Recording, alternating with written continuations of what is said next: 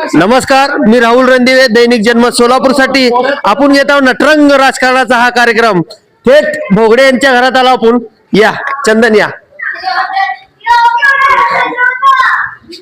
मला सांगा मालक, आपलं नटरंग राजकारणामध्ये स्वागत आहे. गेल्या टर्मला आपण निवडणुकीच्या रिंगणात होता आणि ह्या टर्मेला तुम्हाला तिकीट दिलं गेलं नाही आणि जे फाशी घेतो हे घेतो असं करून त्यांनी तिकीट मिळवलं. भाजपाने त्यांना तिकीट दिलं. तुम्ही त्यांच्या बरोबर आहेत आता सध्याला? मी 100% भारतीय जनता पार्टी सोबत आहे. आमदार विजयकुमार देशमुख मालकांच्या सूचनेनुसार दिलेल्या चारही उमेदवारांना भरघोस मताने निवडून आणण्यासाठी आम्ही अहोरात्र कष्ट घेत आहे आणि 100% मी पार्टी सोबत आणि पार्टीच्या चारही उमेदवारांसोबत आहे. मला सांगा मालक, गेल्या टर्मला तुम्ही नगरसेवक होता. फक्त कसब्यामध्ये किंवा ह्या प्रभागामध्ये किती कोटीचा निधी खर्च केला आणि आपण ह्या भागात बघायला गेलं तर कमीत कमी जवळजवळ नाही म्हणलं तर एक 25-30 कोटी रुपयाचं कामं या ह्याच्यामध्ये आपल्या इथं झाले आहेत आणि त्याच्या बरोबरीने स्मार्ट सिटी मधली 100% माझं प्रभाग हे स्मार्ट सिटी मध्ये होतं. त्याच्यामुळे स्मार्ट सिटीच्या योजनेमधून संपूर्ण कामं आमच्या इथं पूर्ण झालेली आहेत. मला सांगा, तुम्हाला सभागृह नेत्याचं चार्ज दिलं गेलं होतं महापालिकेमध्ये, त्यावेळेस भाजप म्हणून किती कोटीचा निधी दिला तुम्ही ज्या त्या प्रभागामध्ये? मी भाजप म्हणून त्यावेळेस आपल्याकडे अमृत योजना आणि भाग 2 असं आलं होतं. भाग 1 तर पहिल्यांदाच आपल्या 2000 मला वाटतं 18 का 19 ला पहिल्यांदा आलं होतं.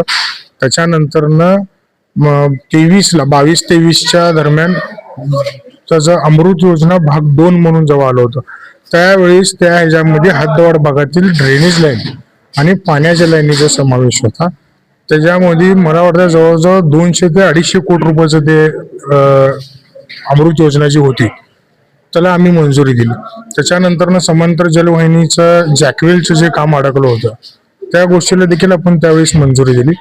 अशा अनेक विकासात्मक धोरण जे आपण त्यावेळेस महानगरपालिका म्हणजे 2017 ते 22चा जो कार्यकाळ संपायचा होता त्या अनुषंगात येणाऱ्या इलेक्शनच्या ह्याच्यात सामोरं जात असताना आणि राज्य सरकार तेव्हा 2.5 वर्षांनी जेव्हा आपलं परत आलं कोविड नंतर, त्या ह्याच्यामध्ये भरघोस निधी आपल्या सोलापूरला आलेला. हे सभागृह नेते होते आणि ह्यांच्याकडं सभागृह नेत्याचा चार्ज दिला गेला होता. आपले 18 प्रभाग चे सभागृह नेते त्यांच्यानंतर ह्यांना केलं गेलं. ह्यांच्या प्रभागात म्हणजे समाजावर इलेक्शन होतात आणि जे कसबा सांगेल प्रभाग 8 मध्ये तसं होतंय का? 100% निर्णायक मताने आमच्यावर राहतात. त्याच्यामुळं आम्ही सांगितलंय की भारतीय जनता पार्टीच्या 4 उमेदवारांच्या मागे आम्ही खंबीरपणे उभा. साहेब, तुम्हाला तिकीट दिलं गेलं नाही, मनात असं खंत वाटते का तुम्हाला? नाही, असं काय नाही. ज्यावेळेस मला गेल्या वेळेस तिकीट दिलं तेव्हा अनेकांच्या मनात खंत वाटलं.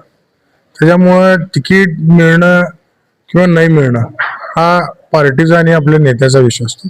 आपण जास्त नाराज नव्हतो आज नाही, पुढे काहीतरी भविष्यात. मला सांगा, भोगडे यांना का बर डावललं गेलं? एवढं काम केलं होतं तुम्ही. कसं असतं साहेब, पक्ष हे सगळ्यांचा आणि एक म्हण आहे, तुमची आमची भाजप सर्वांची. त्याच्यामुळे इथं एकच तुम्हालाच काय डावललं गेलं, तुम्हाला काय दिलं नाही अशातला भाग नसतं. पक्ष हे एक परिवार आहे.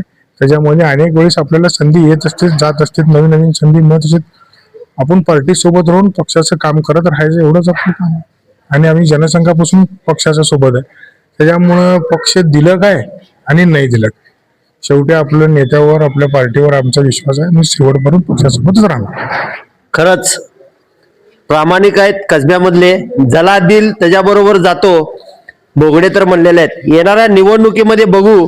इथं स्विंग मतदान आहे, स्विंग म्हणजे कुणालाही काही कळेना.